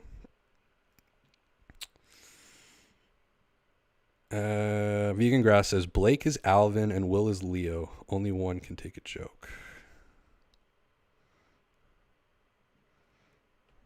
Wait, I don't get that. Alvin's Leo, but Leo's not very good at taking jokes. I think Will's like Jack. Jack you could rip with for sure. Like I would smoke like 2 joints. Jack would be like 3 beers deep. And I'd be like, Jack, what are you doing with this Wayne Newton? Like, what are you crooning for? What do we, is this the greatest era? Is this the lost era of, what if the Romans had Microsoft Excel sheets? Would they have fallen? Like, shit like that. I feel like he could, like, Jack, I thought you were 37, because Leo's younger than, or no, Leo's older than Jack, which is wild. Fun fact. It's kind of like Steph Curry, Andrew Bynum. That's my favorite one. The funny thing is Blake broadcasted it to a much larger audience by talking about it on the show. Yeah, that's kind of the whole platforming argument. Like, I don't necessarily, like, I get what you're saying, but it's kind of like when people, like, some of my favorite podcasts will like make fun of QAnon, and some people will say like, oh, well, you're giving them more attention or whatever. I don't know. Like, I don't really subscribe to that. Like, you could even say that about me right now. I'm putting more attention to it. But I'm not going to lie. It is funny that it like upset him. Like, it's just, it was more, I thought it was pretty clear that I made it clear that it was more of a Bet Rivers joke. Like, I did and I have made a Bet Rivers video, but I did preface it with like, I only noticed it during the Bet Rivers segments. But part of me is also like, this is so stupid. It's kind of like the Raptors tonight thing. It's like, there's something about me. I think Seinfeld, my childhood upbringing, something has wired me to enjoy these things, whereas maybe other people are like I don't want my hands to be discussed. Just like, well, and he even admitted, though, in that segment, he admits that he keeps them. He's like, it looks like I keep them and I'm ready to pounce, which is kind of exactly like what I said. I think he even took it further than I did. And what was great about that clip, my favorite part about that clip, is halfway through, he realizes it's funny because Alex and Will start laughing. And then he starts laughing. And I think that's why he redacted it. Like, I think he realized, like, oh, maybe that is actually kind of funny, or it's at least unique, I think. But I thought he took it even further. But I just yeah, I like talking about it. It's funny. It's just funny that I'm like mentioned on the show. I think I've been mentioned like 10 times maybe total, like, over the years. So it's always a trip. It's always I'm like, throwing a medicine ball around or like rolling my ankle on the floor or something, and then you just hear your name and it's just like, oh shit, okay. Like, so it's fun, but I don't think I've ever made a video about it. Oh no, I did. I made one. I think I made a video the first time they shouted me out. So it's been like 2 years since I've made any kind of like, but I try not to make myself the story. I think that's what really keeps me from doing it. Like, I don't want to be, very rarely do I want to be, it's like the homestand sports story, which, oh God, that's had a lot of ripple effects, to be honest. But it's like, I want to make the video kind of, but I also, it's like, do you really want to be the center of the story? I don't know. I don't know. What's the chat? What's the chat saying at the end here?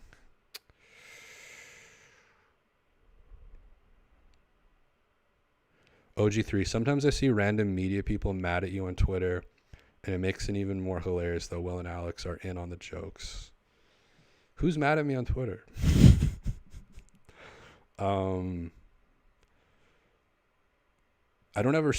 I think I name searched myself once and it didn't work because it's Raptor moments, and then you just get like, here's my favorite Raptor moment, or this is like, I couldn't ever find anything.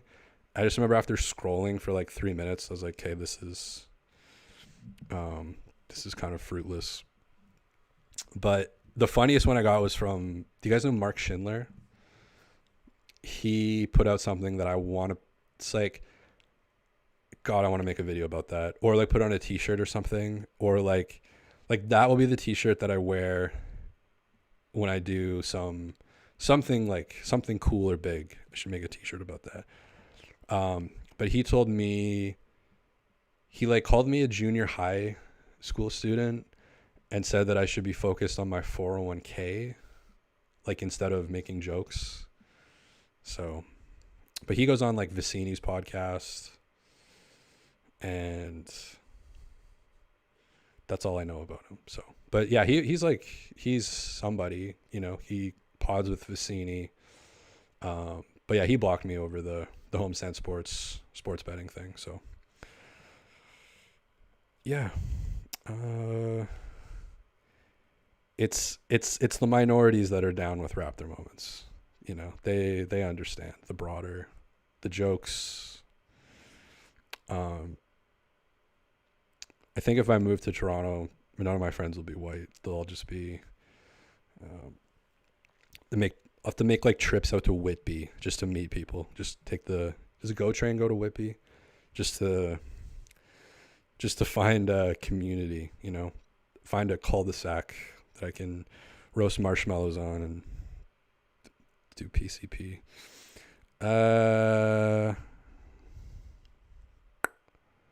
I think that one show you criticized that had a bad set. That's the Homestand Sports, and the wood panel in the background.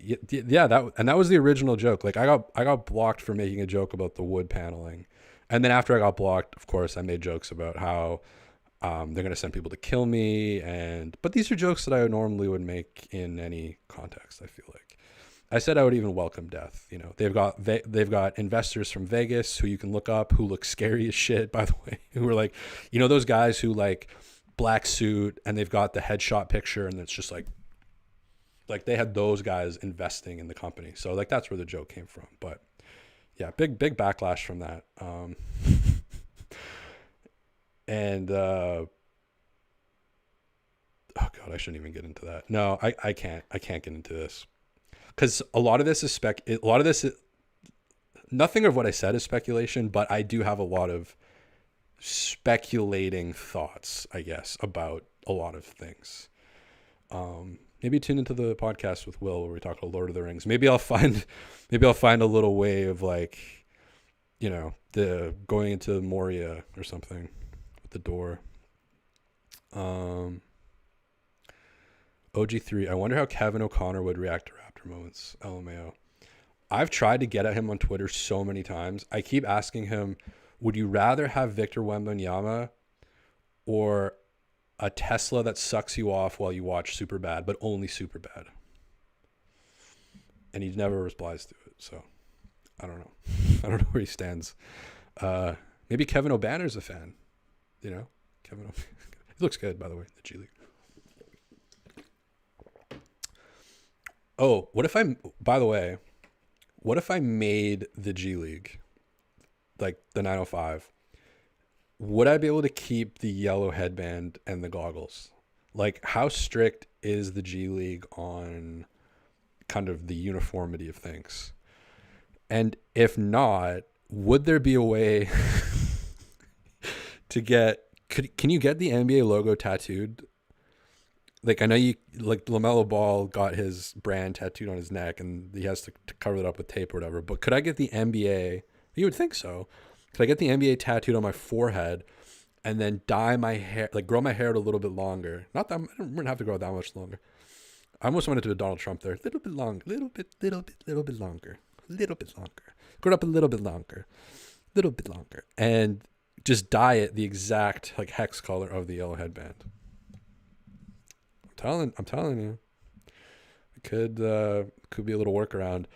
And then what if I legally changed my name to Raptor Moments and played on the 905 with the NBA tattoo on my forehead and just kept the exact same energy while like reporters talk to me, and I'm just like, what are you doing with your hands? Like, can you show me? I can't see your hands. I don't know what you're doing down there. Like, what are we doing, folks? Just bring like an aquarium with me to the press conference and put it behind me. Like, just, you know, if I made it to the NBA, I wouldn't care about, like, I would just be crazy. I think, like, I would just dress like a psychopath. I would do like the Ron Artest type thing. I think it's good for marketing too. Like, honestly, even like the Pat Beverly "They Got No Dogs" thing. Like, you got TSN on the pregame thing, like basically doing an ad for the Patrick Beverly podcast. So I become an NBA player on the Raptors. By the way, I take Malachi's minutes. I say, hey Malachi, you gained 7 pounds. I've gained 28 since I started training, so it's 4 times as much. Have a nice life. Go fucking play in Sioux Falls or whatever. I'm gonna take threes. I'm gonna take baseline runners. I'm gonna finish through contact. And then at the end of the game, at the podium, it's just gonna be the same goggles, backdrop, sarcasm, passive aggressiveness. Hey, Michael Grange, your last start. Like, Michael Grange is asking me a question about something, and I'm like, hey Grange, I ran your last article through Grammarly, and it came out as 79 out of 100, and you buried your lead about 65% of the way down. Also threw your work into Hemingway. A lot of adverbs, very difficult sentences to read. The whole thing was kind of in red. So I've made the leap in my life. I put on the 28 pounds. Can we get, active voice figured out? Can we get pros? I become a pro. Can we get some pros going here? By the way, I'm very, very stoned and joking, and I'm not making the Toronto Raptors. But in terms of, dragging out a fucking post-game show, what do you guys think about the yellow? Would they let me do the yellow headband?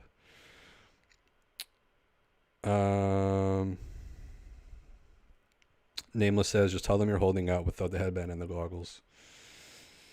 Yeah, it's a prerequisite. You guys want a 5'10" with shoes on? Guy with a 5'11" wingspan?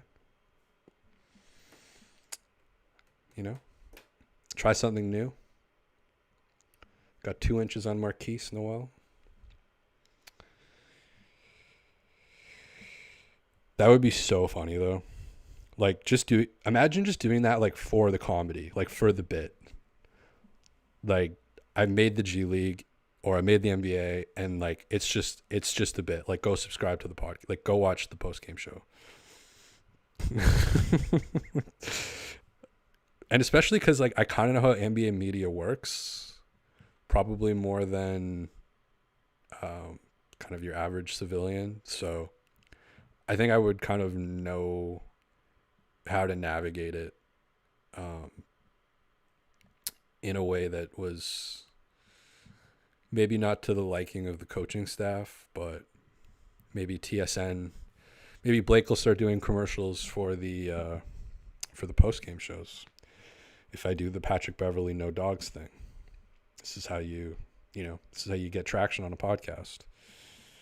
Like, honestly, go back and watch the podcast I did with Will, where I could take, like, I thought about this too afterwards. Like, I didn't clip that at all.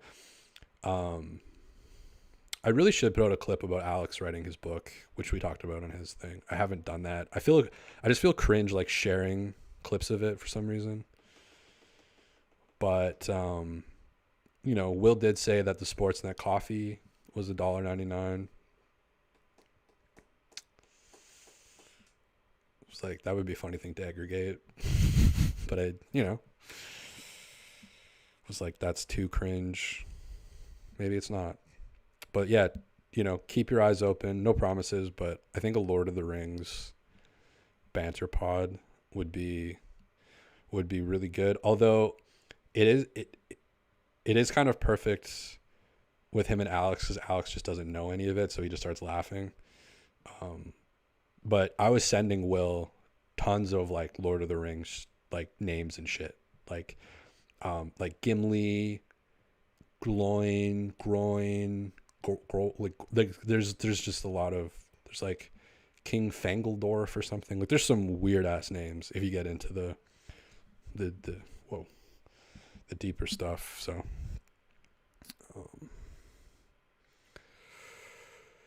Vegan Grass, can you beat Willu 1-on-1? I mean, if I can't, I'm not making this 905 team. No, but I need to see a little bit more tape.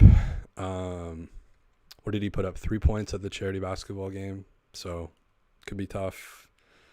He is very like many people have said, and he said himself that he's 6'2". I can't picture that, but that's not like that's a significant height disparity. So I think we talked about this on the pod, like how he would score against Fred. No, Boucher. It was Boucher. How I would score against Will in like a 1-on-1. I would probably take the like above the break 3 if he's not like if he's checking me the ball and it's not a great closeout because of the height disparity. And I like that shot. I might honestly just bomb. And that play looks so ugly when it doesn't go in. Like when that's like your first shot of the game and you just take the 3 and it misses, like you just look like such a fucking idiot. Like I honestly will judge on that. So you got to hit that. If there's a real close, like if he's, because sometimes when you play 1-on-1, like you just kind of get the ball and you've got like 9 feet of space. In that case, I think I would take the 3. But if it's more of a, passing me the ball and he's kind of right in front of me, because of the height disparity, I know this is such a cop-up. I don't do that well or as well in 1-on-1. But I'm really like, I don't want to be that way though at the same time. So like I do better on like a 3-on-3, 5-on-5, but I think with the height disparity, but he fouls like crazy. He admits it too. And I've seen it in clips where he gets really into it and like will foul the shit out of me. And I'm like, probably not going to call a foul unless it's like, brutal. But I think in a structured game, like if I played in that sport media game, like I would have dropped 40. But 1-on-1 in that context where there's no ref and he's hacking the shit out of me and he's 6'2" and I'm still gonna beat him. But I would have to be like there's gonna have to be maneuvering, like probably some pump fakes, and I'm not talking any kind of pump fake to get a foul, which I don't expect to get, but more so like, get him airborne and then, step back, fade away. I would probably try to go right. So I would, from a triple threat, well, I'm giving the whole playbook away. I don't think he watches. He's not watching it this deep in, so nobody send this to him. I don't want him to know the scouting report. I would, triple threat position. I would jab right, see if he bites, see if his feet are moving, see how his feet are moving. If he's not biting, I'm just going to try to beat him to, you can't really attack like open space 1-on-1 either. It doesn't work because kind of all the space is open. But I would probably, try to keep as much of a straight line as possible. Try to get downhill on him. Probably throw a pump fake going to my right. And kind of based on how he reacts to that, I would shoot out of that. So if he's like right on me, if he's like not buying that, I'm probably going to have to spin middle. And I like spinning middle from the right. That's why going right is probably preferable, because it just feels, as a right-handed dribbler, it's just more natural to, when you're dribbling right, to spin going middle. So, and then if he really stays with me and he follows me on the spin, then I'll have to do a step through. which step throughs are kind of awkward. I would much rather do don't tell him this, but I would much rather take an off balance spinning middle shot than an off balance or a spinning middle, probably pumping again and then trying to go the step through. I need to practice the step through a little bit more, to be honest. It's just like a bit of a jarring thing to go into. I'm much better just like falling down basically and shooting. A little bit of that Jay Crowder. And so stay in that same move. If I go right and he's sagging, like he's, or I beat him, if I can get, a couple steps on him and I can beat him, then I'm going to see contact. I'm going to put my left shoulder into his chest and I'm going to finish over with my elbow hitting my ear, and I'm going to try to get a good angle going right. I think those are all the scenarios. So it's either going to be a step through. If he's really staying on me, it's a spin or it's a drive into a pump or spin. I guess if I was going middle, I would probably just spin. I don't even know if I would have to do pump. But then I would pump after I spun, and then I would go through the step through. Or I would beat him off the dribble, get an angle on him, get my body into him, and then finish. I would have to, because he's taller, he's going to be probably right behind me. Can't get that much separation one-on-one. So I'd probably have to do a bit of a creative finish, which I have been practicing quite a bit with like med balls and stuff, where you're kind of going more, not a hook shot, but more kind of, you see a lot of smaller guards do it where you kind of bump and then go over. Now, if I can't go right, I'm going to go left. So if I jab and he goes for it, like if he's like, oh, fuck, he's going right, I'm going left, and then I'm going to be dribbling with my left hand. And if he's able to catch up to me, I'll probably do a bump off and then a one-legged, like I'll bump and then shoot a side step off one leg. I like that shot a lot going left. Going right, it's weird to me. I don't like the angle going left. Schroeder takes a lot of their shots going right. Gary kind of does too, but I think most people, like the quintessential Jamal Murray, Dwayne Wade, Donovan Mitchell, guys love to be drifting left and shooting. It's easier to line up your hip on the rim when you're going that way. So I would probably do that off of 1 foot. And if you really stayed with me on that, then I would spin back middle off of the 1 foot.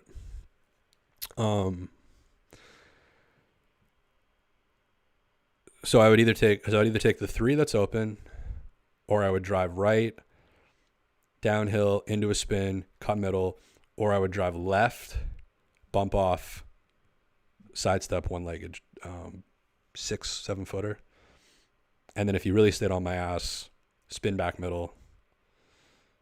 Can't really do as much of a step through from that angle, or the three.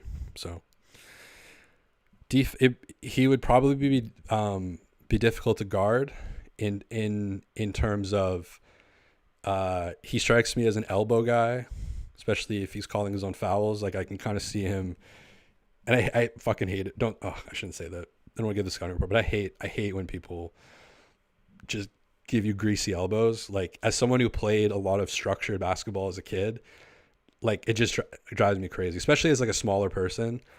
Like you can just bully the shit out of me if I'm not getting calls. So that would be tough. But yeah, guarding him would be, I would just have to be on him with the height disparity. And I know he practices threes a lot, so I'm not just going to leave him for the three, but I'd probably rather him take the three than, closer at the rim. So I'd sag. I'd probably sag until I don't really want him getting downhill though, because then the elbow is really going to move me more probably. So I'd probably sag about a couple feet off of the 3-point line. I don't know if I'm going to let him take the three like that, but I would rather, I think I would bet on that, and maybe I get burned on that, but I would probably take the bet on that. But then once he gets in, like once he gets within 15 feet, like as the smaller person, you got to be right on him. There's a great video. I don't know if ball is life, ball. I think it was Ball is Life, but they did it was like a one-on-one kind of king of the court with like Kevin Durant, Devin Booker, Miles Turner, Paul George, Jason Tatum, I think. But it was really fascinating watching Booker guard like Durant or Miles Turner, like a huge height disparity. This was back before they were teammates. But just the way they got under him, it's kind of like what OG did to Wembanyama. Just like you really get into them, but you also kind of get under. It's hard to explain without like the video, but I think you get what I mean. Like you want to keep them off balance, and maybe Will's doing lots of balance drills.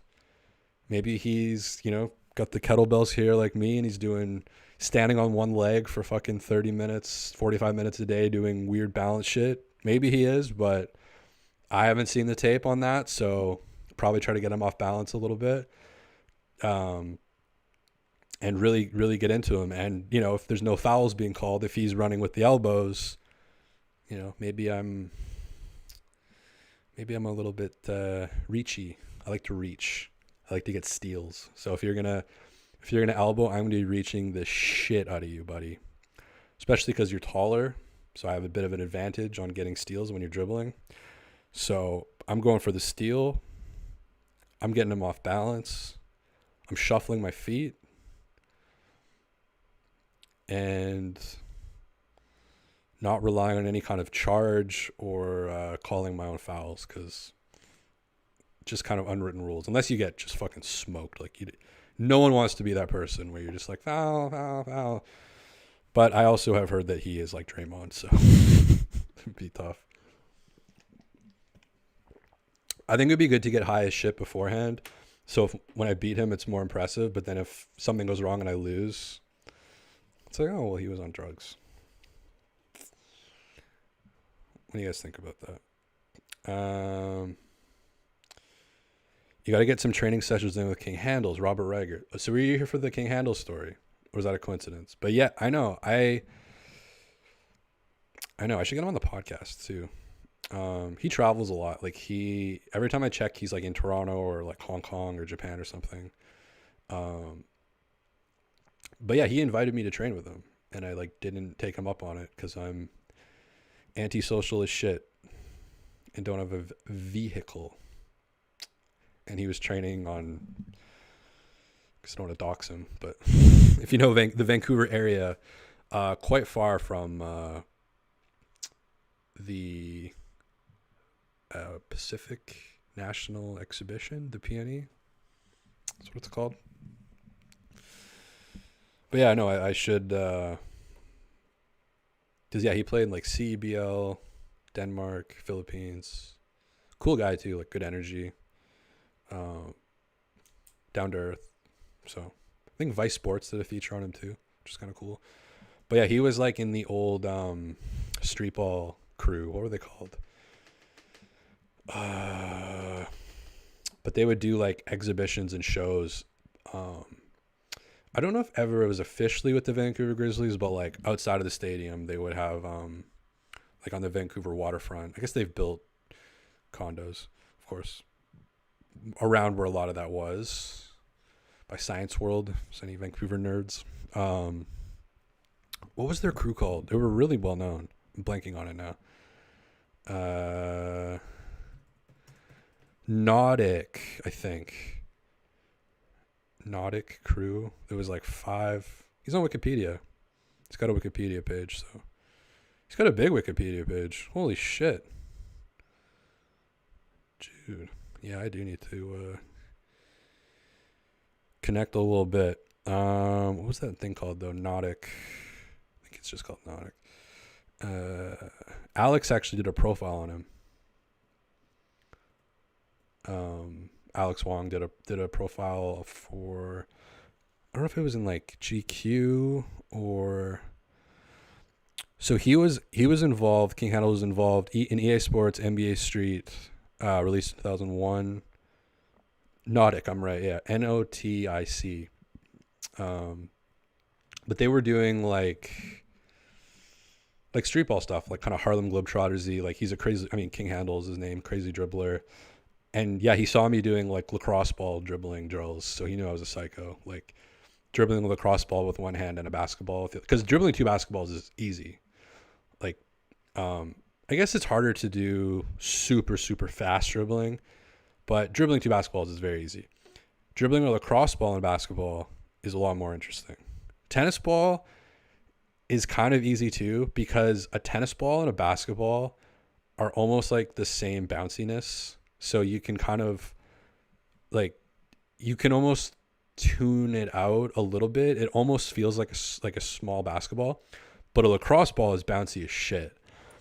And it's obviously very small. So like when you're dribbling a lacrosse ball and a basketball, like you really have to be conscious of like, because if you dribble them with the same strength, like the lacrosse ball is, you know. And by the way, when you're doing dribbling drills, you want to make mistakes.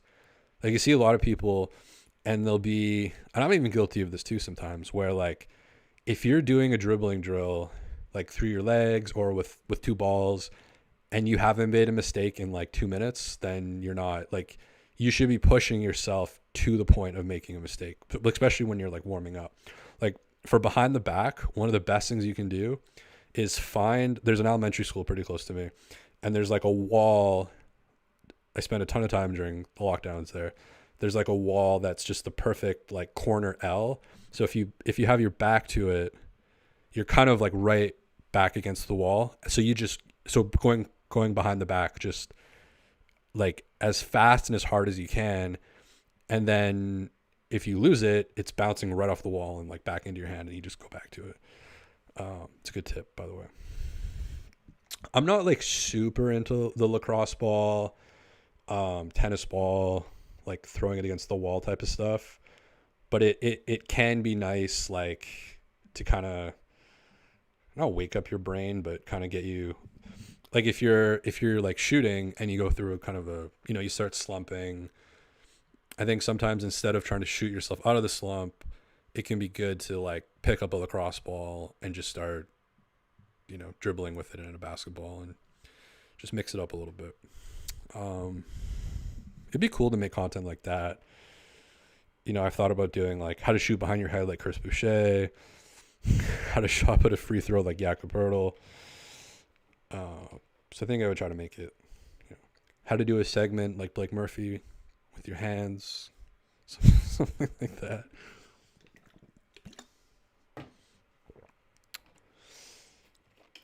How to film from inside an aquarium. Are we hitting? Oh, we're hitting 2 hours on this. Hell yeah, we're gonna hit 2 hours in a little bit. I think this is the third time we've hit 2 hours. So I'm just gonna stat pad the last 3 minutes here.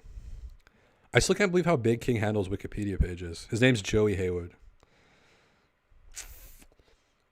Joel Joey Haywood, born September 3rd, 1984, is a Canadian-born Trinidad and Tobago former professional basketball player who was a member of the Trinidad and Tobago national team. Due to his reputation as a street ball player and his handling expertise, he's often nicknamed King Handles, the King Handles. Born on September 3rd, 1984, Vancouver, British Columbia, his family, which included his father Zephyrin and his older brother Gary, moved from Trinidad and Tobago to the city of Burnaby, British Columbia, where I was born, in Canada. Gary,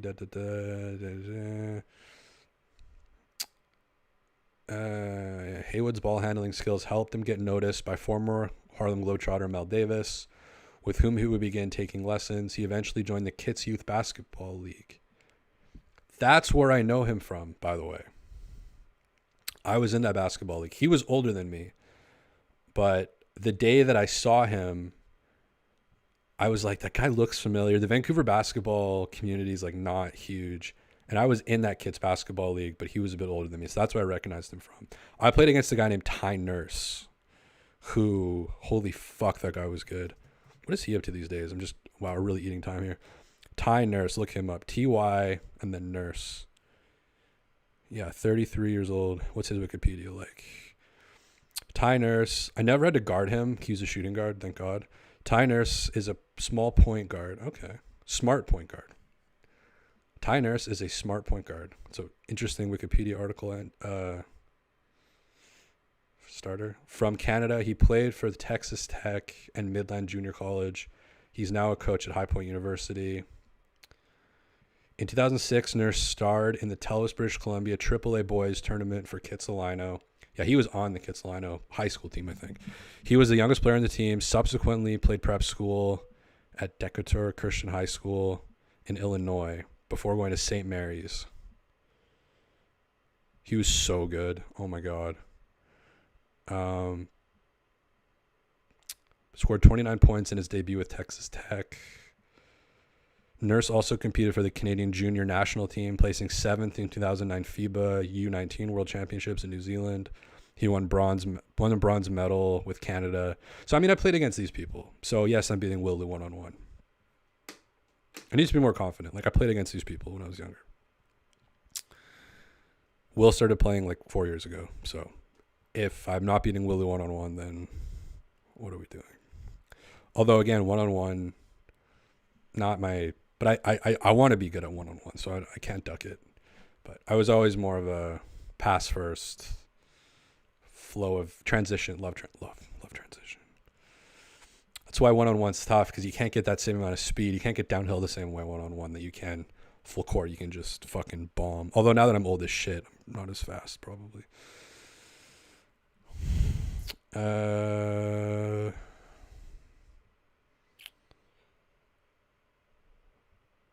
Wow, CH with a record scratch. The Memphis Grizzlies are unbeaten since Tuesday.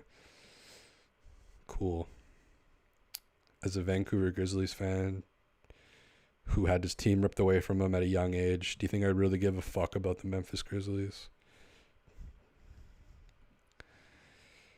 Vegan Grass says, I like hands. Which, by the way, that was so funny that happened the day either before or after that Blake made the comment about me, or the redacted comment. So that worked itself. I guess it was the day, whatever. But it was like as I was making the little edit, or before I made the little edit, it was like, oh, this is perfect for the